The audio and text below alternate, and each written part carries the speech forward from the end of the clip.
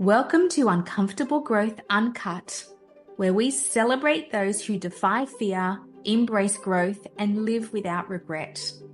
In a world that celebrates perfection, we rarely hear about the challenges, fears, and crossroads that successful leaders grapple with across work and life.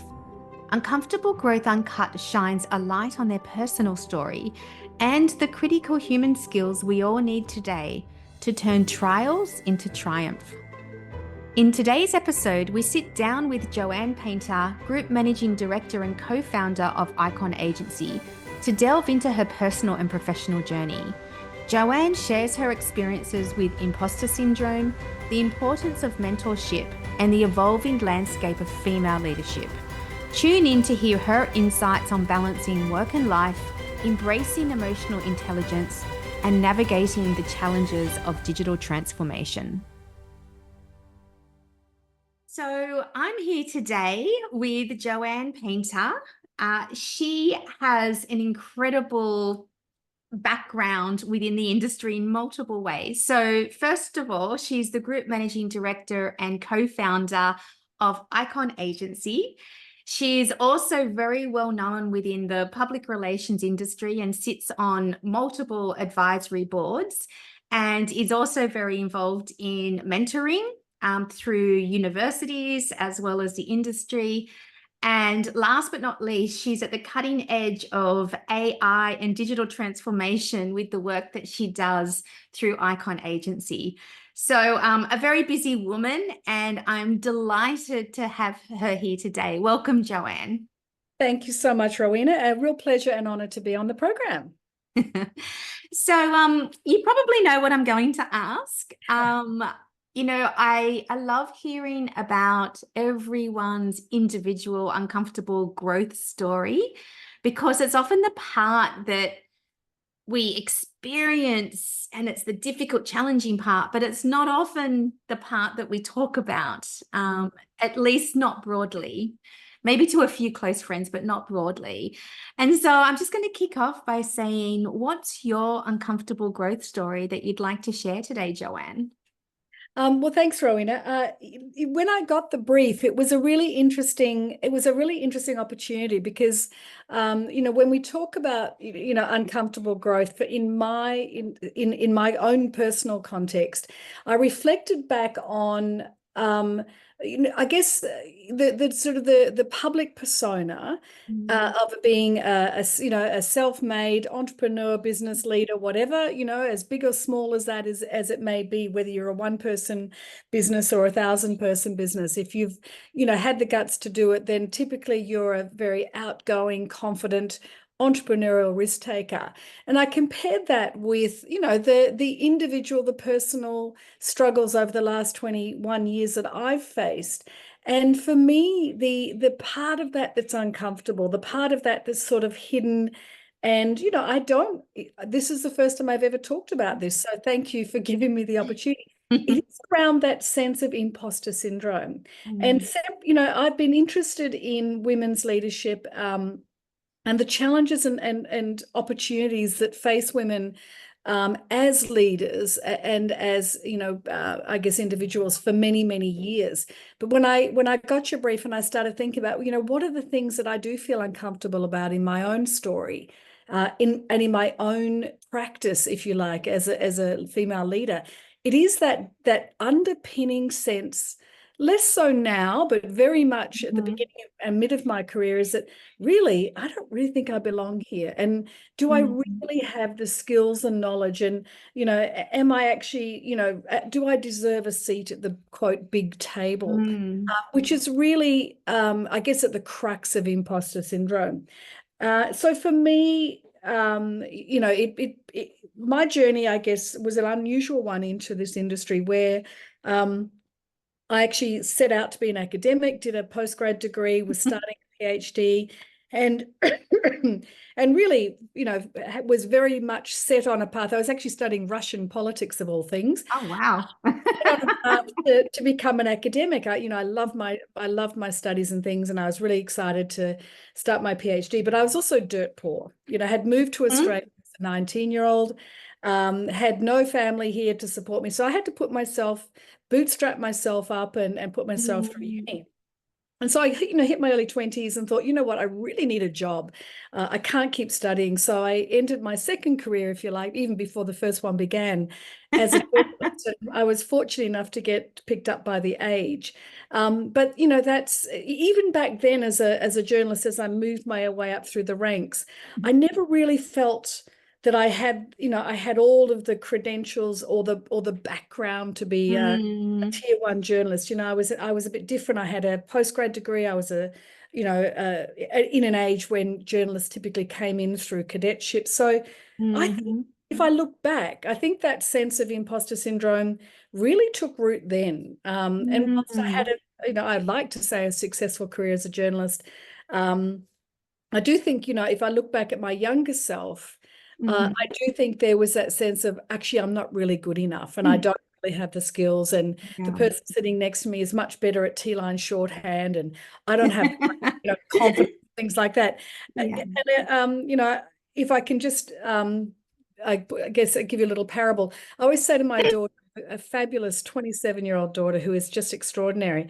And whenever she experiences self-doubt or doesn't think she's pretty enough, even though she's beautiful, I say to Mhm. her, embrace who and what you are at any age, because once you get Mm. to my age in your 50s, you look back and you go, God, I wish I had known how fabulous or talented or unique I was back in Yeah. those. Yeah. So if I fast forward to my current role as the head of a relatively successful agency, I think we've won 15 Agency of the Year accolades in the last 4 years. So we've done okay.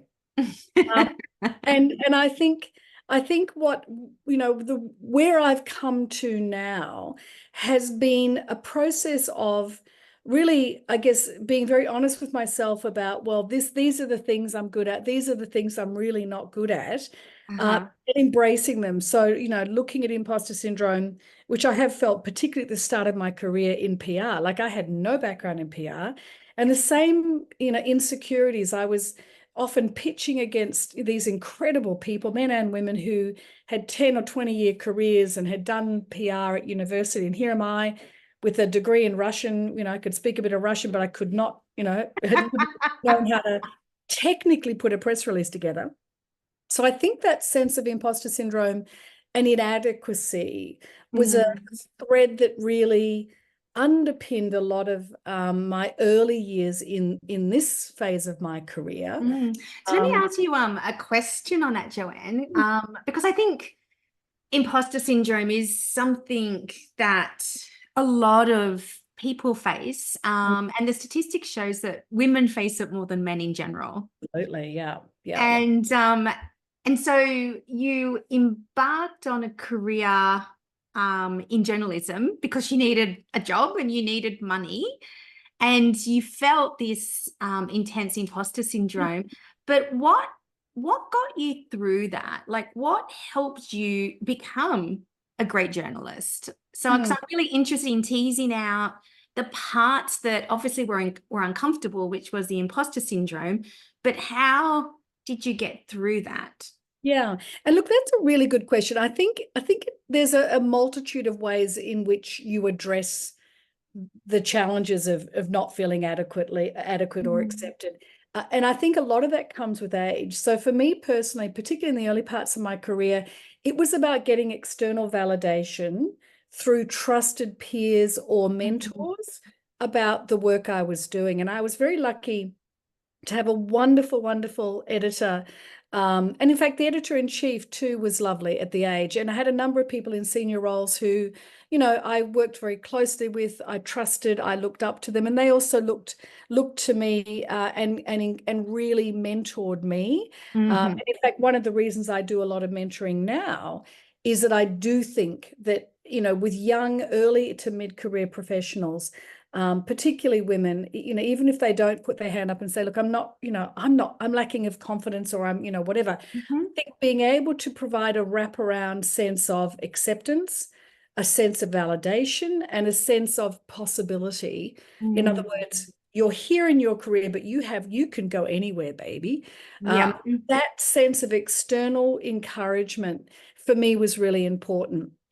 as I go to the latter part of my career, in the last sort of 5 or 10 years, I've really, one of the things I've done as I've become more confident in my role is really embrace and turn imposter syndrome into a strength. And the way I've done that is really hiring people who are way better than me, way better than me at what they do.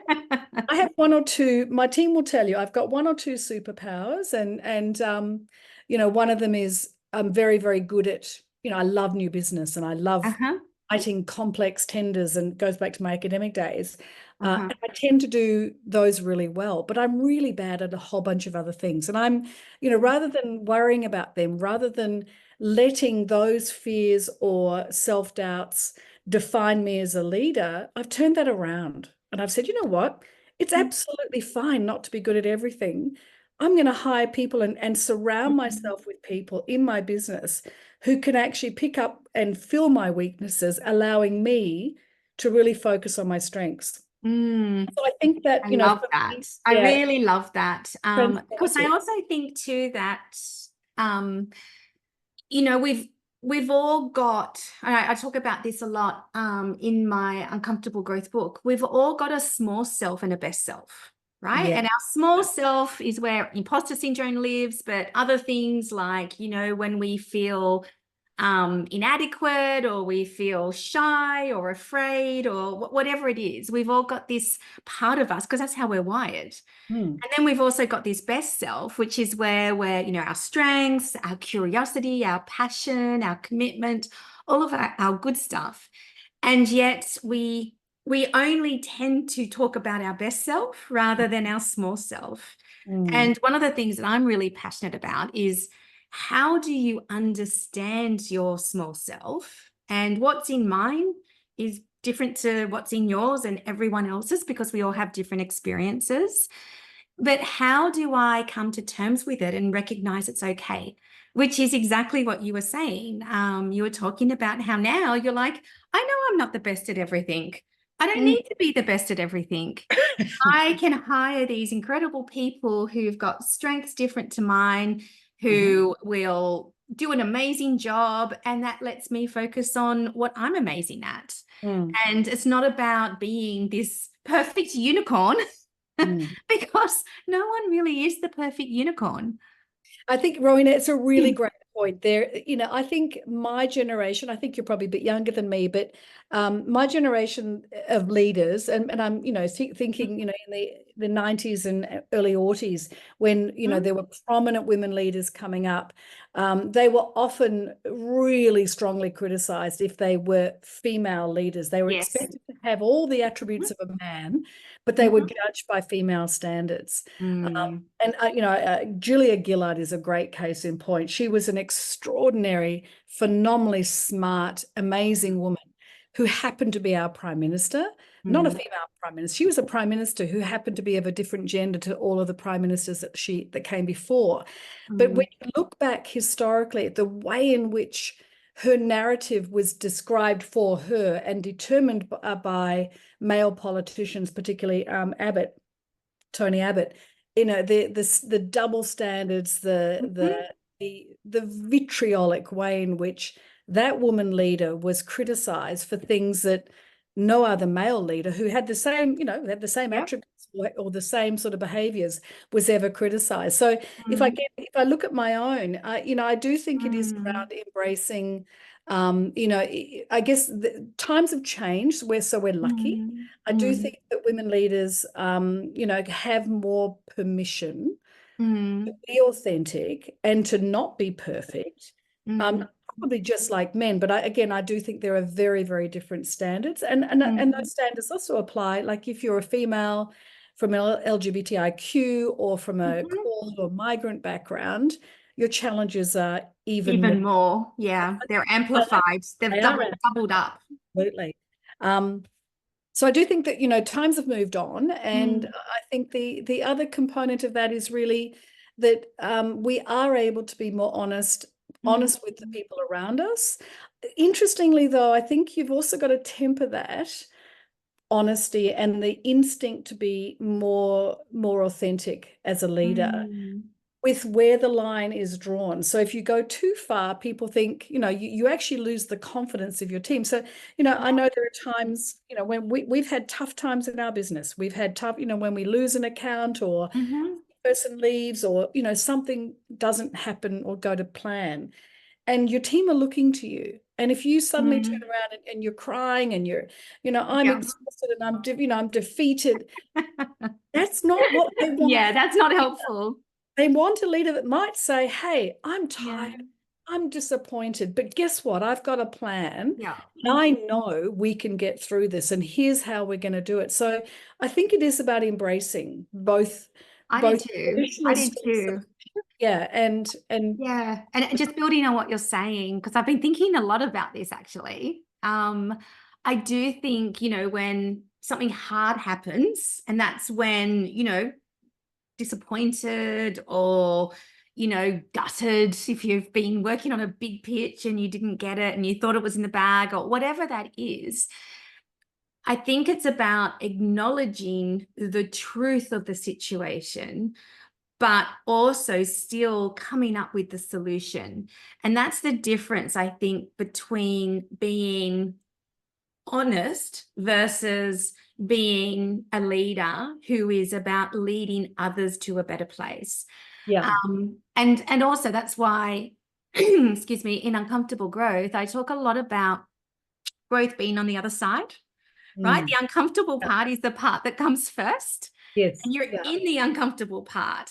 The good stuff usually comes later when you can look back and see yes, what you've yeah, learned, but you're kind of stuck in the hard part before you realize that. But it's how do you move to the good stuff? yeah, How do you find the positive even from really tough situations? And I think that's the incredible part that often I hear from leaders, yeah, which was, yeah, I couldn't not have, like, these things happen to me. I can't control them, but it's what you do with it. And it's how you acknowledge the truth, but then take appropriate action to move everyone to that better place rather than getting stuck in it.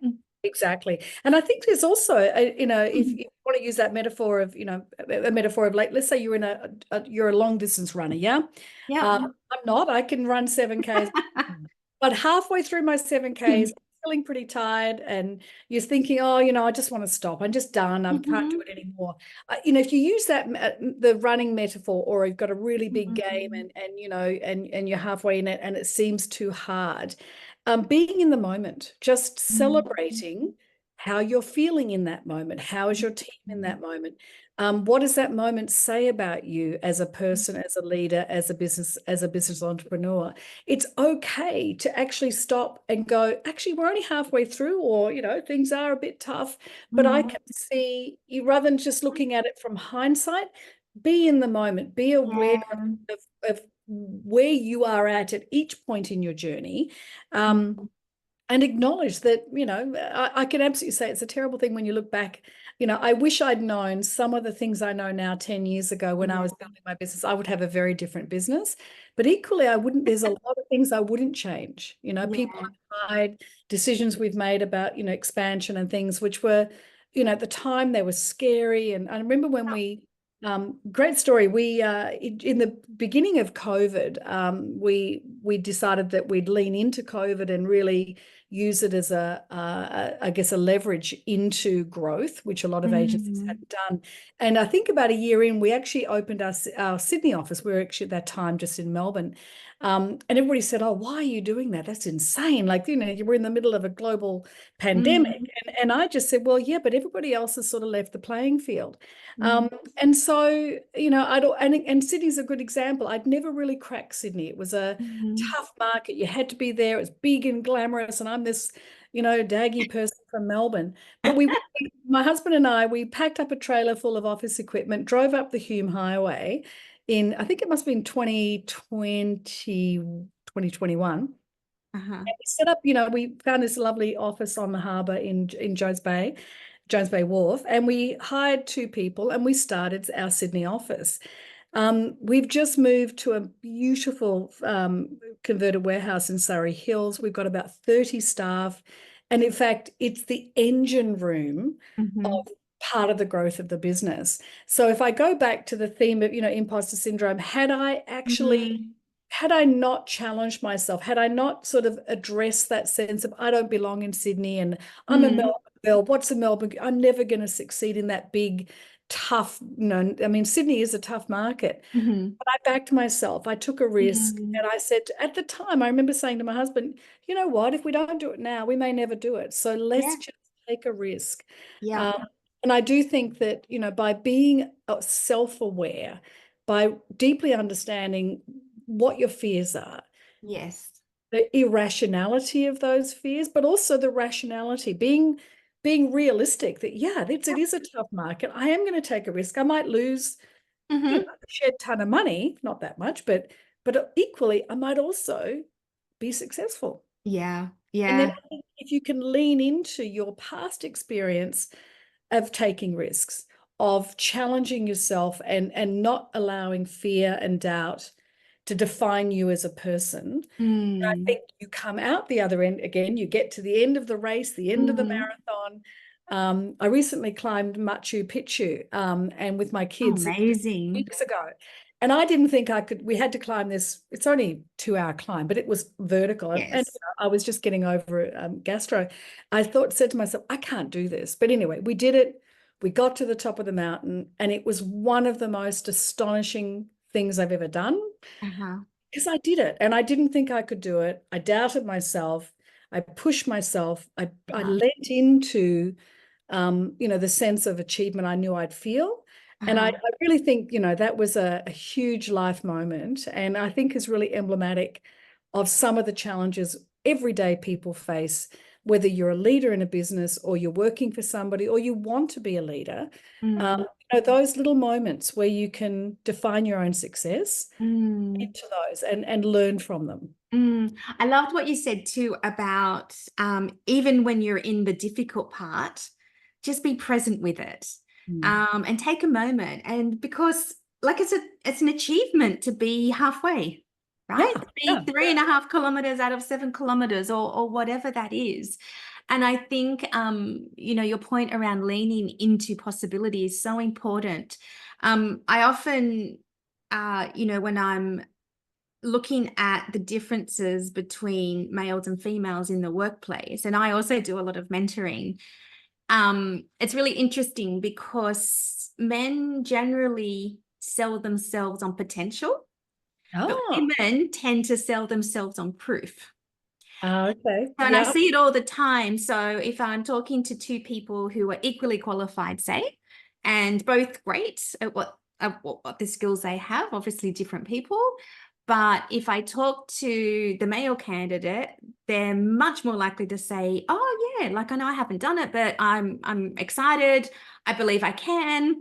I'm going to go for it." If I talk to the female candidate, it's much more likely that they will say to me, um, "Oh, well, maybe in a few years, I feel that first I have to prove that I can do this, or I've only done this job for 2 years. I probably need to do another few years to just demonstrate that I really can do it."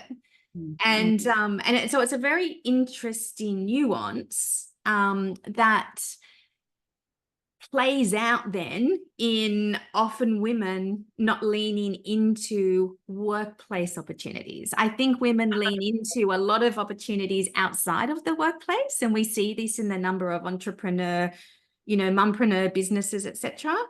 But I think in the workplace, there's still that it's more of a male world, and But I have to prove myself absolutely without any doubt before I can lean in.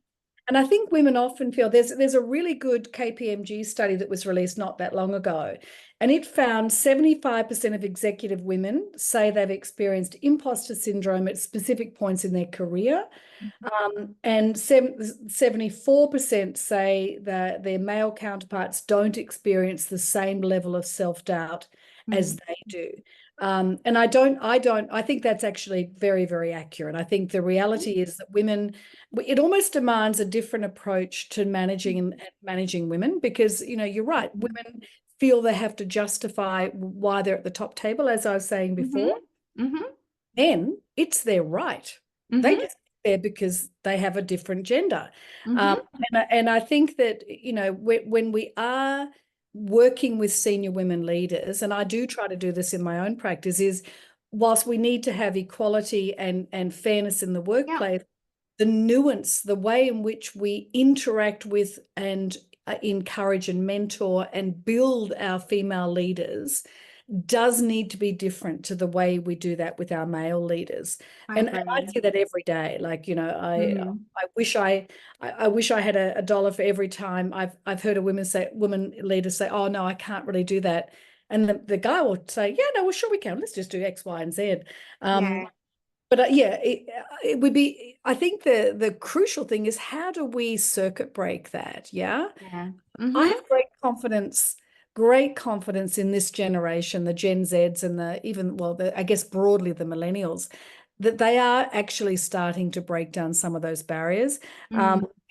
Taylor Swift is a classic Mm. example of somebody who, um, the men in her industry, in particular in the early days of her stellar success, um, were trying to pull her down. And she's the one now who's defining girl boss.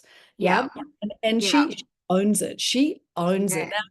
Yes, she's the biggest superstar in the world and she's worth billions.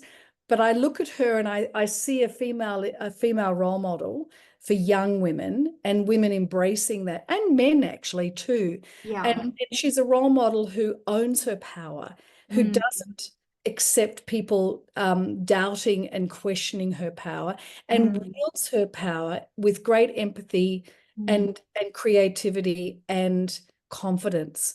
And I think that, when we look at, Mm. the Taylor Swifts of the world, Mm. hopefully some of that modeling can be writ large on this next generation of female leaders who will see other women Mm. and leading on their own terms, not on Yep. men's terms, but Yep. on the terms of their own making. Yeah. Well, and it's interesting too. I love this conversation. I've got two daughters as well, so they're 18 and 15. Um, but what you were just saying too, I think emotional intelligence as a skill in the workplace has increased as a need post-COVID, like during COVID and post-COVID. So it's always been there as a need, but I think that IQ has always been prioritized, particularly for promoting to senior leadership roles. But actually, when you're dealing with people, emotional intelligence is very important. And I think in the leadership arena, the ability, like what we were saying before, the ability to not only understand your own emotions and manage them appropriately, but how to identify the emotions in others, but in a way that you can lead them to a better place, right? So it's not just being in the emotion and getting stuck in the emotion and spiraling down. It's very much, here's the reality. But now how do we come together to improve the situation, to move forward, to lean into the next opportunity? Mm. And I think that EQ is going to be a higher value skill ongoing, but it'll be very interesting because women tend to be naturally stronger in EQ. The data all shows that.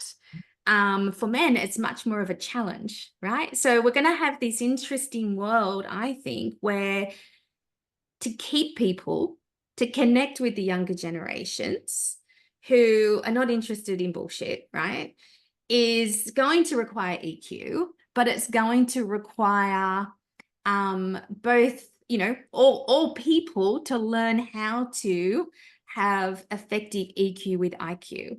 And how do you help everyone lean into uncomfortable growth? Because the world is going to become even more uncomfortable, with the transformation that's coming our way currently, but also in the next 5 years with digital transformation, AI, etc. So I think it's like when you were talking about Taylor Swift, like you talked about, she owns her power, but she does it in a female way with empathy, but with knowledge that this is her. This is what And she believes. she's earned it. I She's think that, earned it. think Yeah. about these young leaders, these young women who, and she's just one example. Uh-huh. They are extraordinary because they haven't been given it on a silver platter. They have worked Yeah. hard for it. And I think that, we talk about uncomfortable growth. Her journey was uncomfortable. There were whole Hmm. times when she Hmm. was vilified and criticized and objectified. Hmm. But again, she leaned into it. She used that. She almost weaponized some of that in a nice way, and used it to form her own identity and to define her narrative as a global Hmm. star.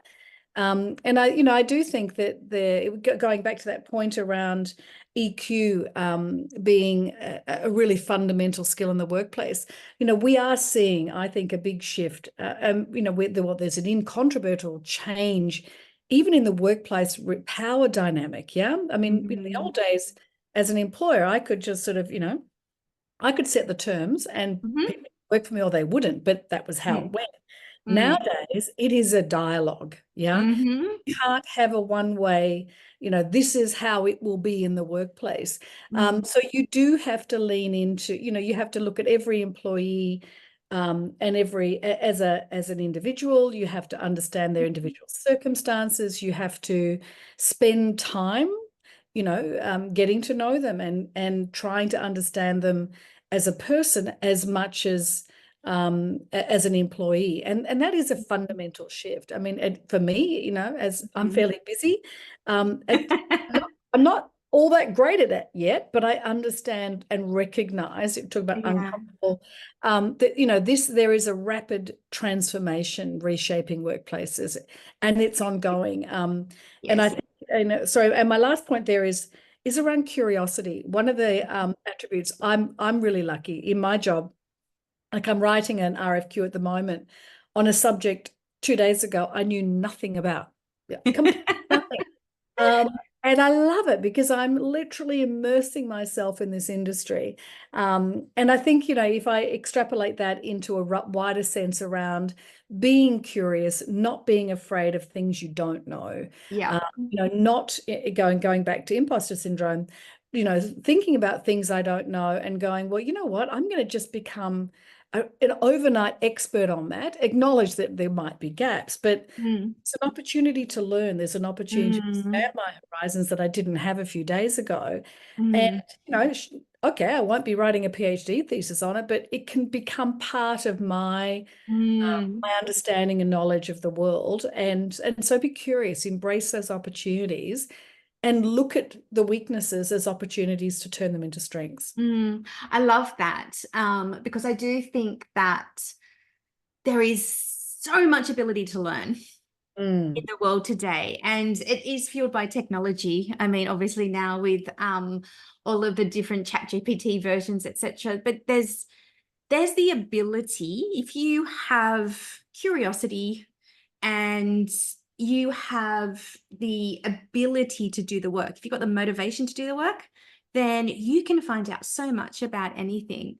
And again, coming back to, the mindset, you don't necessarily always need to get a university formal degree or, a formal course from XYZ. There's so much that can be learned just by going online and seeing or speaking to people or going to forums, and also forming your own point of view, because I think that's the other really interesting dynamic, which is everything's fusing together. So Mm. the things that were once quite separate are now all starting to merge. The old rules are changing. The I know. old rules are Yeah, changing. absolutely. When I was a tertiary student in the industries I was targeting, you had to have a tertiary degree, and it was like, if you didn't have a Yeah. degree, you were socially one step behind the rest. Mm. That is absolutely changing. Mm.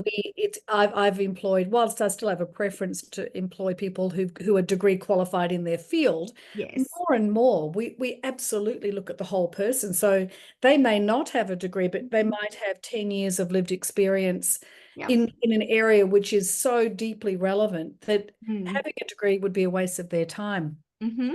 They're doing MOOCs or online courses, or they're doing, Mm-hmm. placements here and there. And I do think that, again, if we go back to that sense of, well, I don't have a degree, so I'm not worthy, so I'm not qualified. Mm. I really encourage, particularly young people, by all means, if you're doing a degree, finish it. If you want to Yeah. do a qualification, please do. But don't underestimate the holistic life Mm-hmm. experience. Mm-hmm. But also the strengths you bring. I mentioned earlier about cultural diversity. Mm. And one of the areas that we do a lot of work in what we call culturally and linguistically diverse marketing, Mm-hmm. translation services, and things like that. And I often meet young people from, I don't want to use, well, called CALD Yeah. backgrounds, from Mm-hmm. diverse backgrounds, who are often very insecure or very unsure of their ability to be part of, a modern Mm-hmm. communications agency. And I remember hiring somebody years ago, a beautiful young Chinese student who'd come out of Beijing, done their degree, and applied for an internship. And I met this person who he's still a very close friend. We're on an industry committee together. He'll know who he is, but I won't mention him by name. And but anyway, we took a bit of a chance. He didn't really have the right experience, but he just presented so well and was so passionate and curious. So I thought, you know what? I'm going to give this guy a chance because I like him. He didn't fit everything. And if he Mm-hmm. had the confidence to stand up and go, you know what, I don't fit the mold, but I'm going to put my hand up. Anyway, Mm-hmm. this lovely young, beautiful human being turned into one of the best young practitioners I've ever hired. He's gone Mm. on to work in an amazing global company. We're still very close friends. And he did mention to me once that, I gave him a shot. I opened a door when nobody Mm. else would. And I'm so proud of that, because Mm. proud that, I didn't use the sort of the traditional criteria. Well, if you don't meet this, you don't get a chance. I was curious and open enough to create an opportunity, but more importantly, he was strong and confident and gutsy enough to go, I don't fit the mold, but I'm going to convince these people to give me a shot. Yeah. So I think it takes two, and you can see the life-changing impact that Yeah. decision Yeah. had for this young man.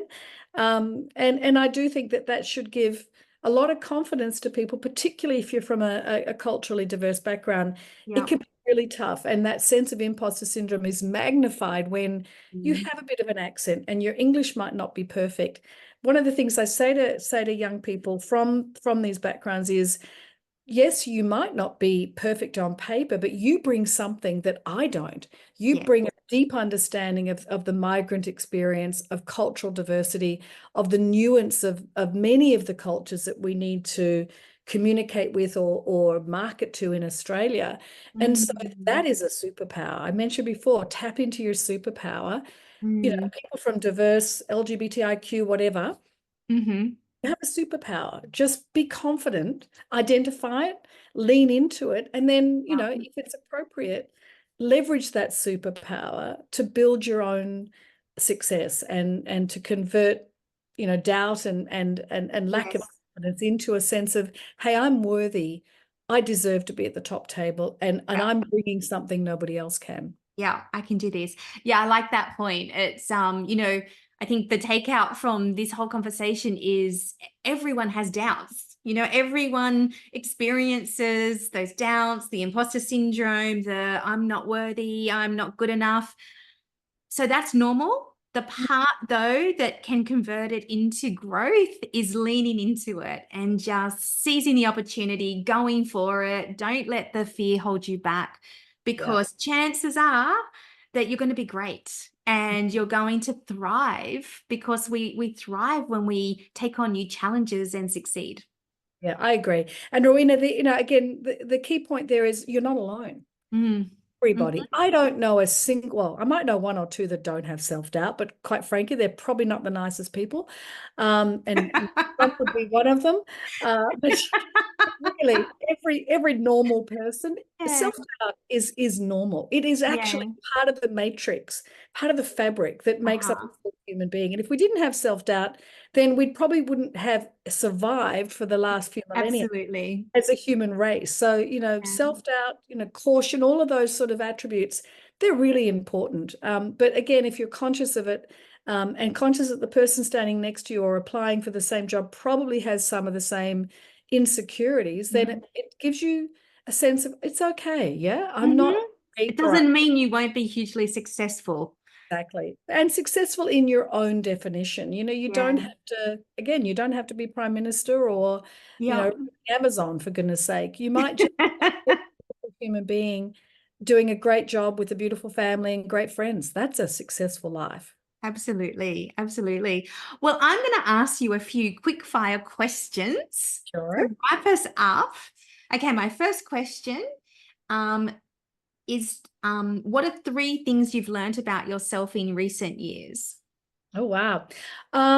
Three things I've learned. I need a challenge to be focused. Um, I really, really like chickens. I've moved to the country and I'm in love with my chickens. I like And I mean, family has always mattered, but as I get older, it matters more. So family is my rock, and my anchor and my joy. Oh, I love that. That's beautiful. Okay, so number two, what is important to you at the moment in your life? Trying to find balance. I've just come back from 5 weeks in South America where I was incredibly privileged to have both my kids and my husband join us. So the four of us traveled for 5 weeks together, and that really, really did teach me that yes, I love my job. I am a workaholic. I adore it. I love what I do, and I'm really proud of it. But as I get older, I just want to make sure I don't ever miss a moment of a significant moment with my kids as they get older, and my husband, and just trying to find the balance between our beautiful where we live in the Yarra Valley and the incredible environment and family sort of compound we're building, and work, which is great, but it's not everything. Yep. Oh, I love that too. Okay, and the last one, which has three parts. What is a current fear, a current inspiration, and a current challenge for you at the moment? Uh, cool. Current fear. Anybody who knows me knows I'm passionate about politics because that's what I did my degrees in. So I'm terrified of a new Trump regime, because of the global implications. A current inspiration. I'm really inspired by gardens. Again, this is obviously contextual. We've moved to the Yarra Valley about 12 months ago, and I'm surrounded by this extraordinary garden. So yeah, inspired, and it just is. It is incredible privilege to live in a botanic garden that I've got. And sorry, the last one was. Challenge, current challenge. I think the challenge is really engineering our business into the next phase of growth. We've had a phenomenal growth period. The economy is changing, the market is changing dramatically. AI is transforming our industry by the day. I'm really up for that challenge, but it's not easy. So yeah, I think that challenge is going to be dominating my focus at work. 2 weeks. Oh, and there goes the dog because someone at the door. I love it. I love it. If you are inspired but thinking, I can't do that, then you are so wrong. Anyone can learn the art of uncomfortable growth with the help of my flagship program, Uncomfortable Growth, Own Your Reinvention. In this, you will learn to navigate your own internal contradictions to finally unlock the courage and commitment to live a deeply meaningful life by design and on your terms. Uncomfortable growth is about the struggle and joy in discovering who you are, what you truly want, and how to make it happen. If this is something you are ready for, then find out more at www.rowenamillward.com. What have you got to lose, or more importantly, gain?